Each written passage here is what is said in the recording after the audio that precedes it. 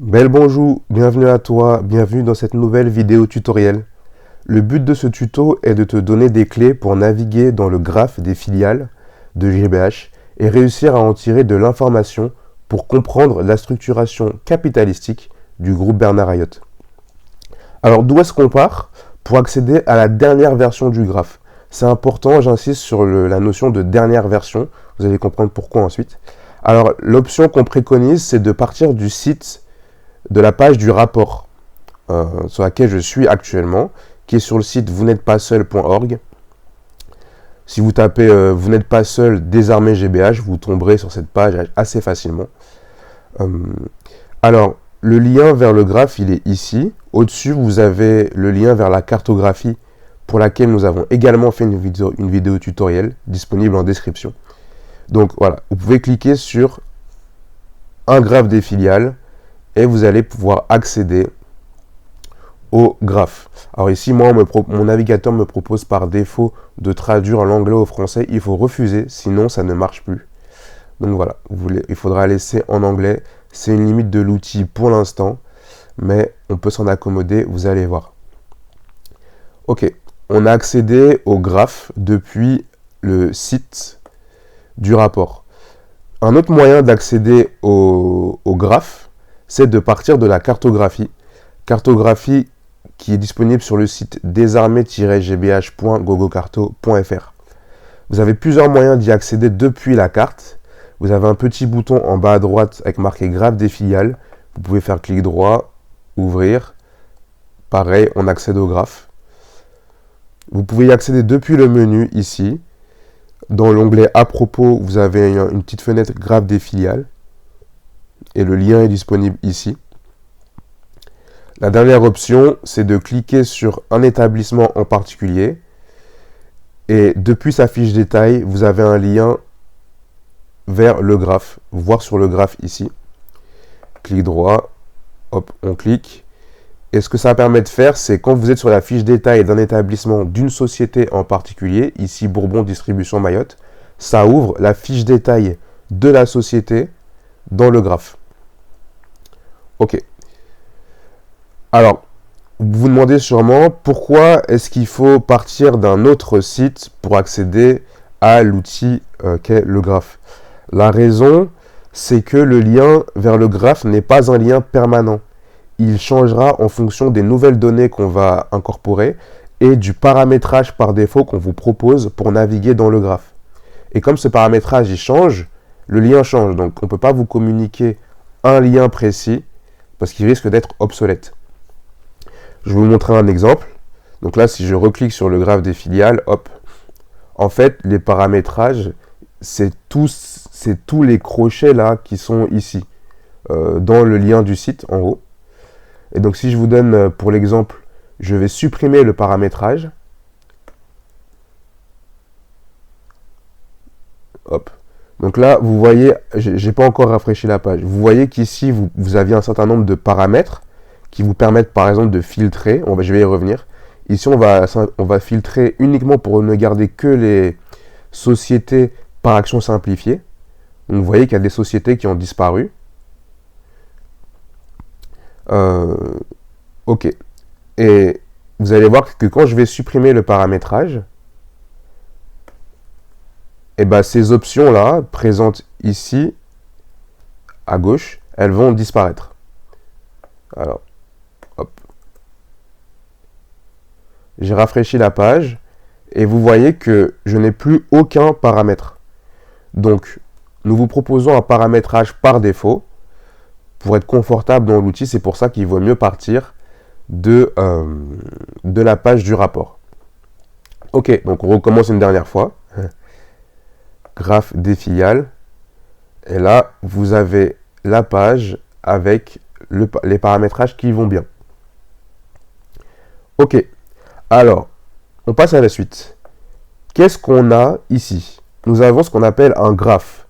Un graphe, c'est une structure composée de nœuds et de liens entre ces nœuds.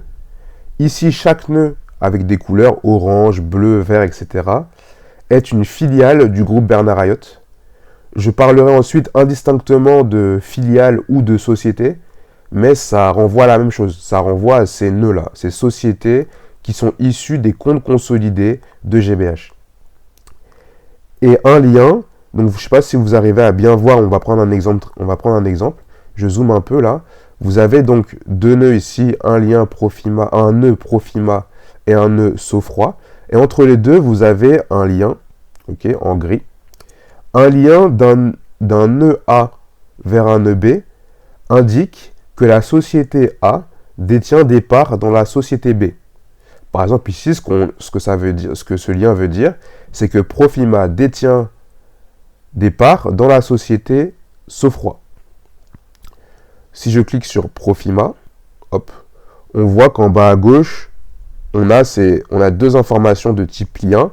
Ce qui est marqué, c'est que GBH détient des parts dans la société Profima et que Profima détient des parts dans la société Sofroi. Donc on va revenir à la vue par défaut ici. Hop. OK. Pour pouvoir naviguer correctement dans le graphe, il est essentiel d'avoir en tête qu'il y a deux menus qui sont présents ici. Il y a le menu Exploration, Explore en anglais, et le menu Paramétrage, Settings en anglais. Alors, on va se concentrer pour l'instant sur la partie Exploration, parce que c'est ça qui est intéressant. Alors, le but d'un outil graphique, c'est de trouver et interpréter de l'information visuellement et simplement. C'est pour ça qu'on l'a mis en place. On sait que la structuration financière d'une holding, ça peut être compliqué. Donc, le visualiser sous forme de graphe, ça permet d'accéder à l'information visuellement. Alors, à quel type d'information on peut accéder? On peut accéder aux informations financières d'une société en particulier. Pour reprendre le même exemple que celui de la cartographie, si on prend Vendémia Distribution, disponible ici, quand on clique sur le nœud, on voit apparaître à gauche la fiche détail de la société avec des informations financières. Le chiffre d'affaires, l'année où ce chiffre d'affaires a été déclaré, l'identifiant de la société et d'autres informations comme le résultat net, le taux de contrôle de GBH dans la société en question, la marge nette de la société et les dividendes. Alors on voit ici qu'on a parfois des informations marquées NaN. NaN signifie que nous n'avons pas l'information financière. C'est un champ qui est vide. Voilà. Si jamais vous cherchez une société, mais que vous ne la voyez pas visuellement sur le graphe, ce qui est complètement possible, vous pouvez chercher la société par son nom. Par exemple ici, je vais taper Vendémia Distribution et on voit que l'outil me propose par autocomplétion la société. Et donc si je clique pareil, je réaccède à la fiche détail comme tout à l'heure. Une autre manière d'y accéder, c'est de saisir l'identifiant de la société. L'identifiant de la société, c'est l'identifiant unique du nœud. Donc on peut de cette manière y accéder. Alors, il faut faire attention parce que l'outil dans la fiche détail nous propose l'identifiant de la société, de l'entreprise, mais avec des espaces tous les trois chiffres. Et c'est pour cette raison que quand je copie-colle le nom de la société, l'identifiant de la société, l'outil ne me trouve pas Vendémia Distribution. En fait, il faut supprimer les espaces. Hop, et là vous voyez Vendémia Distribution apparaît. Alors ça c'est pour trouver les informations financières d'une société en particulier. Après on peut faire plein d'autres choses très utiles pour trouver de l'information dans ce graphe. Déjà la première chose c'est le fait de pouvoir changer la taille des nœuds en fonction d'un paramètre. Par exemple ici vous voyez que tous les nœuds n'ont pas la même taille. Certains sont plus gros que d'autres. Le nœud ici, la taille du nœud est fonction du chiffre d'affaires de la société. Donc plus le nœud est gros, plus la société a un gros chiffre d'affaires. Et ça, c'est par défaut. Après, on peut changer. Ici, à gauche, vous avez Size Nodes By, ce qui veut dire changer la taille, avoir une taille de nœud en fonction de. Et ici, on peut choisir en fonction de quel paramètre. Donc, par exemple, ici, si je choisis résultat net, on voit que les nœuds ont changé de taille. Et désormais, le nœud le plus gros, c'est le nœud central GBH. Et le deuxième plus gros, c'est BAMI Automobile, suivi de Codebam. Comme par hasard, ces trois nœuds ont la même couleur parce qu'ils sont du même type. Ce sont des sociétés de type holding. Et en fait, ce qu'on comprend ici, hein, entre chiffre d'affaires et résultat net, c'est qu'en fait, les holdings du groupe font remonter les bénéfices. Donc les bénéfices générés par toutes les petites sociétés, là, toutes les sociétés dont les nœuds sont petits, en résultat net, en fait, c'est eux qui font du chiffre d'affaires, mais ensuite, le résultat net, le bénéfice de ces sociétés est remonté vers la société mère. Ok.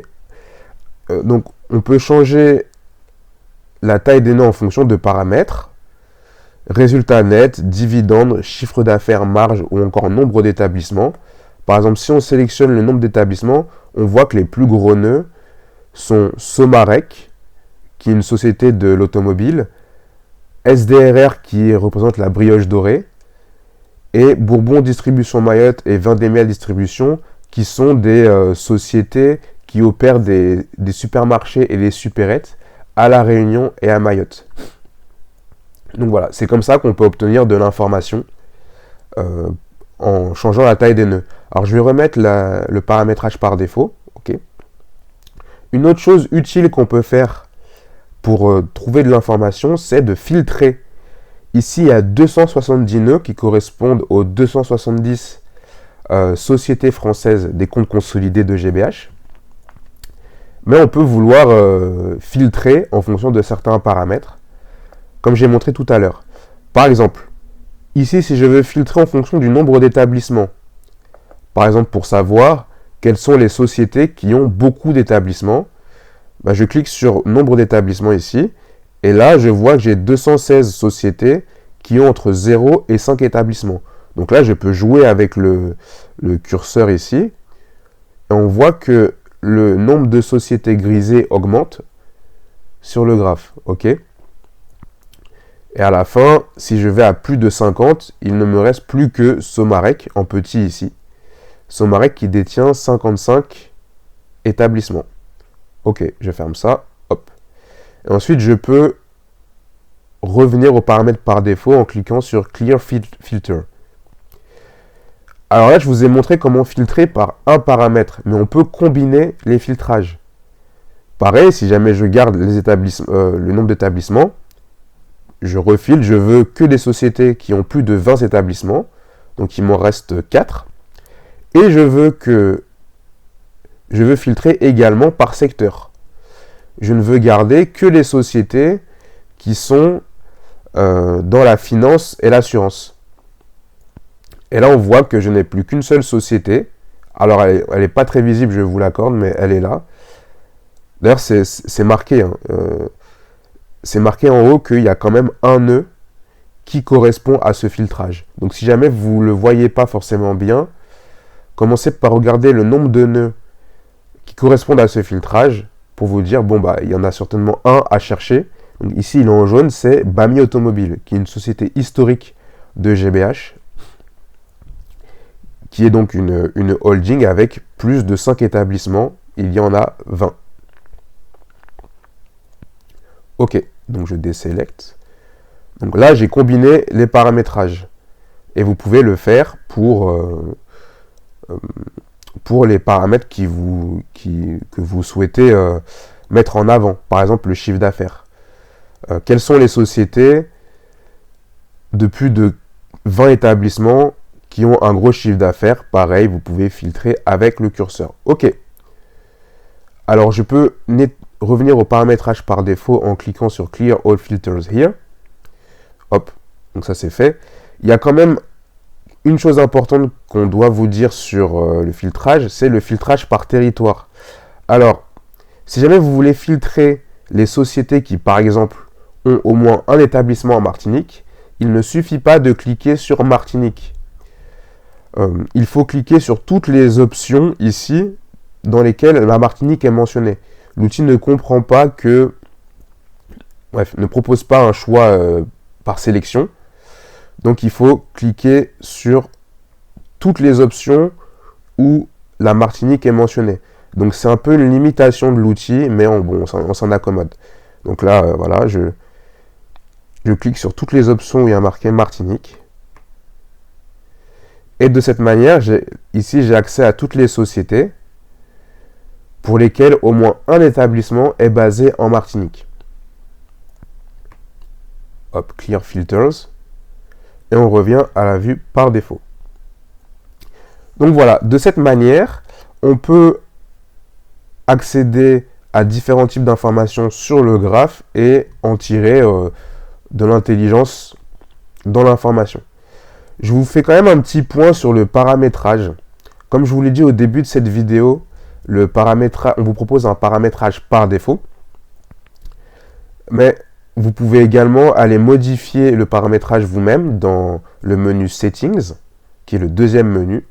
Par exemple, vous pouvez changer des paramètres pour changer la visualisation de l'outil. Par exemple, ici en changeant la taille des noms des sociétés. Donc ici, je vais jouer avec le curseur et vous voyez que les noms de sociétés grossissent et pour les plus petits, baissent. Voilà, vous pouvez jouer avec ce paramètre-là et si jamais vous n'êtes pas sûr de votre paramétrage, vous pouvez restaurer les paramètres par défaut. Pareil, vous pouvez changer manuellement la taille des nœuds pour les rendre plus gros ou plus petits de cette manière. OK. Vous pouvez changer la largeur des liens. Or, ça marche pas trop. Ah ouais, non, on peut. Bon, si, on a bloqué cette option volontairement. Et on peut changer le nombre de labels présents à l'écran. Donc ici, vous voyez que en baissant le curseur, il n'y a plus aucun nom. Et là, plus on va vers la droite, plus on a de noms de sociétés qui apparaissent par défaut. Voilà. Et là, on a tous les noms, mais comme vous voyez, c'est illisible. Mais c'est un paramétrage avec lequel vous pouvez jouer. Ok. Je vous montre quand même le bouton, mais c'est pas tellement pour vous l'utiliser, mais justement pour que vous sachiez qu'il ne faut pas l'utiliser. Vous pouvez configurer le graphe. Donc ici, vous pouvez aller changer les paramètres. Paramètres qui sont les mêmes que ceux qui sont présentés ici. Alors, vous avez un certain nombre de paramétrages par défaut qu'on a définis pour vous. Si vous voulez les changer, vous le pouvez. Et sachez que jamais vous êtes un petit peu perdu dans votre paramétrage, il vous suffit de restaurer les paramètres par défaut ou de tout simplement recharger le graphe depuis le site du rapport pour réaccéder au graphe avec les paramètres par défaut tels qu'on vous les a définis. Un dernier élément sur les informations financières qui est plutôt de l'ordre de la recherche. Imaginez que vous souhaitiez obtenir des informations d'une société et qu'elles ne sont pas disponibles. Alors là, vous voyez, j'ai cliqué sur le site, sur le nœud Bama Pro. Pourtant, la fiche détail n'apparaît pas. Pourquoi? Parce que je suis en mode paramétrage. Si je me mets en mode exploration, les données apparaissent. Alors ici, vous voyez que pour la société Bama Pro, nous avons un certain nombre d'informations, mais nous n'avons pas accès aux dividendes. Il est possible que les données pour 2024 de cette société ne soient pas à jour. Comment est-ce que vous pouvez obtenir cette information sur les dividendes? Je vais vous montrer un moyen pour essayer d'y parvenir si cette information est disponible. Ce que vous allez faire, c'est que vous allez aller sur le site Papers, pa2pers.fr, et là, vous allez copier-coller l'identifiant de la société, ici Bama Pro. Pareil, il faut enlever les espaces. Et là, quand vous enlevez les espaces, on vous propose la société. Donc là, vous êtes sur la fiche financière de la société Bama Pro sur le site Papers. Et là, vous avez accès aux comptes sociaux. Dans la section compte annuel, vous avez accès aux comptes sociaux de l'année 2024. Donc vous pouvez ouvrir le PDF, il est disponible en accès libre, en tout cas pour l'instant. Mon ordi est un tout petit peu lent. Hop. Donc vous pouvez accéder au PDF des comptes sociaux. Et là, vous avez un certain nombre d'informations. Alors les documents ne se ressemblent pas tous. Mais il se trouve qu'ici, on a accès aux dividendes. Dans ce tableau récapitulatif au départ, il est mentionné distribution de dividendes 1 million d'euros.